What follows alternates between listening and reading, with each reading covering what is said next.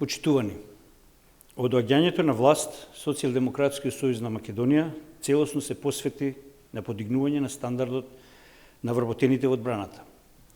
Посебен акцент го посветивме на зголемување на финансиските примања во армијата, како за воениот персонал, офицерите, подофицерите и професионалните војници, така и за цивилните лица на служба во армијата.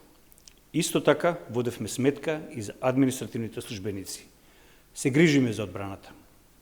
Зголемување на финансиските примања во одбраната ги обезбедивме со неколку пристапи и низ неколку временски периоди. Имено, почнувајќи од 1. јуни 2017 година, со превземањето на власта, па се до денеска, ги покачивме основните плати за припадниците на армијата за 16%. Првото зголемување од 10% го обезбедивме од 1. јануари 2018 година, а второто зголемување од дополнителни 5% ги обезбедивме почнувајќи од 1. септември 2019 година.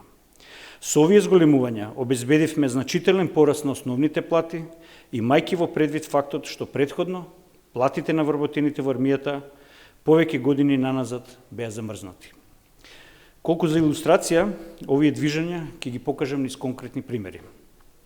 Ако, например, просечната нето плата за категоријата на високи воени лица, офицери, со чин подполковник, која што и најбројна категорија во армијата, изнесувала околу 36.000 денари месечно или околу 585 евра, со состојба на 1. јуни 2017 година, со двократното покачување во изминатиот период од само 27 месеци, сега истиот тој износ како основна плата е околу 41.700 денари месечно, односно околу 680 евра.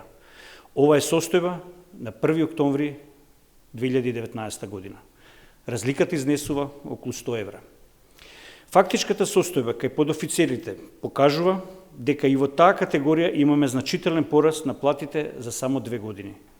Ако просечната нето плата за категоријата воени лица, подофицери, со чин главен наредник изнесувала околу 27.000 денари месечно или околу 440 евра, со состојба јуни 2017 година, со нашата посветеност и одлука, овие воени лица денеска како основни финансиски примања имаат околу 31.000 денари месечно или нешто над 500 евра.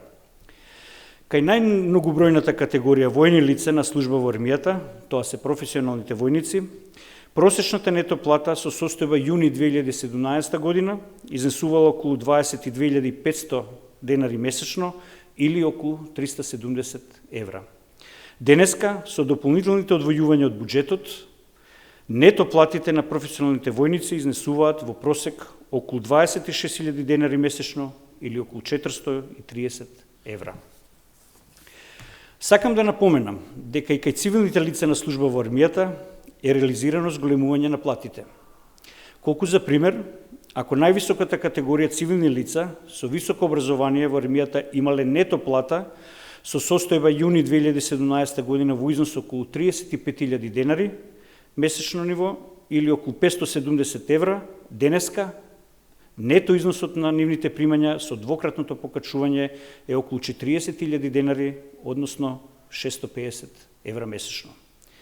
Категоријата цивилни лица на служба во армијата имаат покачување во апсолутен износ од околу 3.000 денари месечно или нешто под 50 евра. Ова представува само еден сегмент во делот на зголемувањето на финансиските примања на припадниците на армијата. Заради утврдените недоследности и неисполнување на законското право на плата на припадниците на армијата кои што се упатуваат во мировна или хуманитарна мисија надвор од територијата на републиката, преку усвојување на нова методологија успеавме да исправиме ова неправда со доследна примена на законските одредби. Така, например, примањата на мировниците се базираат на основна плата и додаток на плата за степен на образование. Вториот елемент ги представуваат надоместоците што ги следуваат припадниците на армијата во мисија по неколку основи: за учество во мисијата, за вршење на задачи во тежнати услови за работа, односно ризик, како и за извршување на командни должности. Тука имаме и непредвидени трошоци за лекување и други потреби.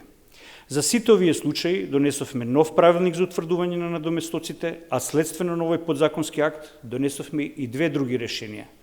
Така, например, ако дополнителните надоместоци за нашите мировници, војни лица, подофицери со чин главен наредник, изнесувале околу 3240 евра месечно, со измените и дополните кои ги реализиравме, сега оваа категорија војни лица на мисија надвор од територијата на Републиката има дополнителни надоместоци во износ околу 3740 евра месечно, или разлика од 500 евра месечно, што значи вкупен износ од околу 3000 евра за време трајање на целата мисија од 6 месеци.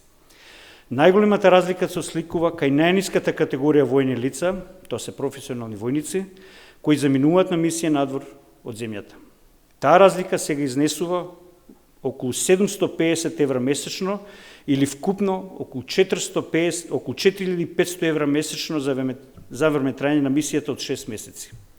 Тоа се средства кои они дополнително ги имаат како надоместоци за време на мисијата. Затоа има разлика, затоа сме убедени дека сме на вистинскиот пат и продолжуваме понатаму.